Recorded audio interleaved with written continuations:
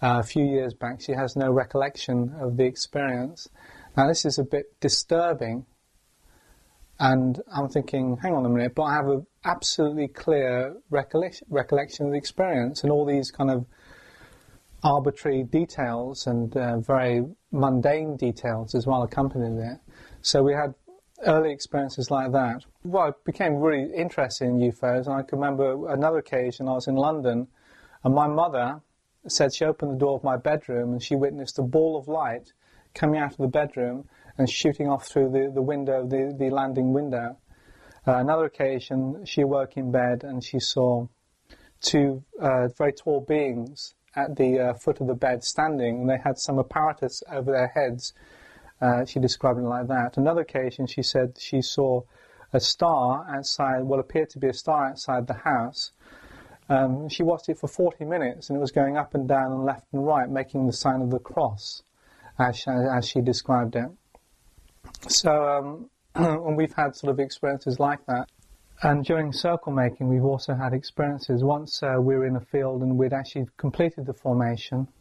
And so, because what people will say about Circlemakers seeing things whilst they're out there is that their eyes aren't accustomed to the night, and you do start seeing unusual things initially until your eyes become accustomed. But bear in mind that we'd actually made the circle. We'd been out for, it was only 2 or 3 hours, and we were coming back.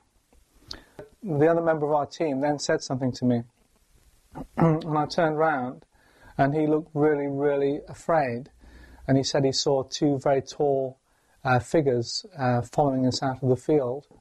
He's very big, he's very strong, he does weight training, and he was talking about very high figures. Now yesterday I said to you, I think he said 14 feet. Now when you describe 14 feet is up there, I mean that seems to be too high.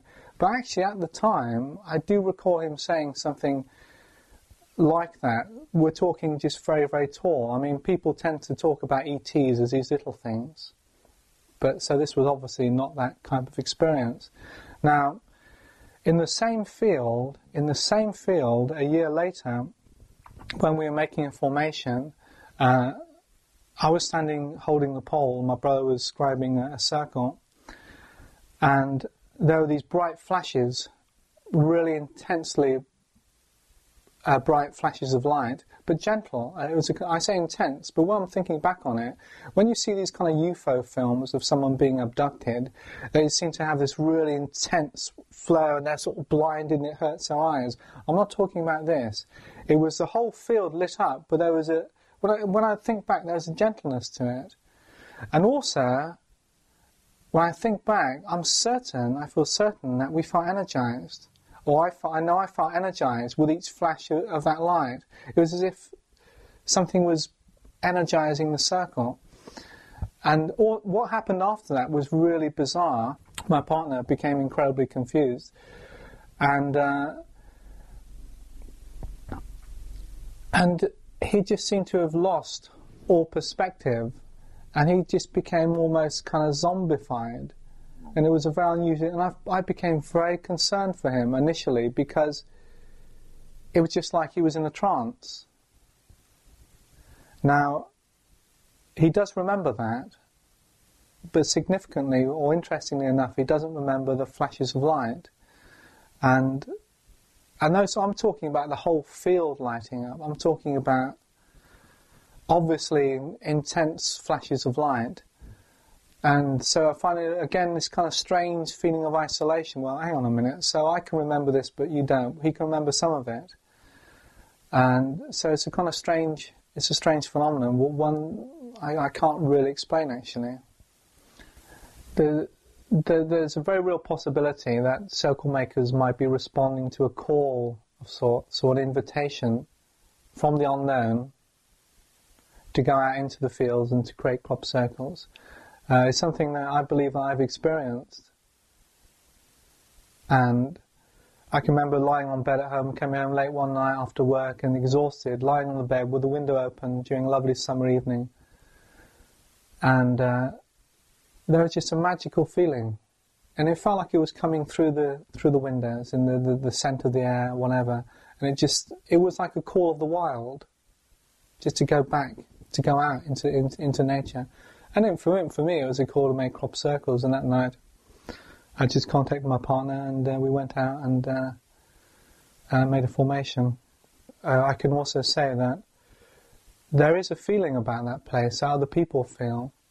A very dear friend of mine, I invited her to come to the circle that we'd made, and she passed the field, but she was afraid to go into the field. Even though she knew we made the formation, she felt there was a very eerie feeling to that particular field. And the biggest formation we made there was about 600 foot across, and it was very simple. But whilst we were making it, I was standing in the middle of the field holding the pole, and my partner was scribing the circle. And I saw very clearly people coming into the field with dogs and with torches, and going like this with the torches, very clearly, I mean really clearly.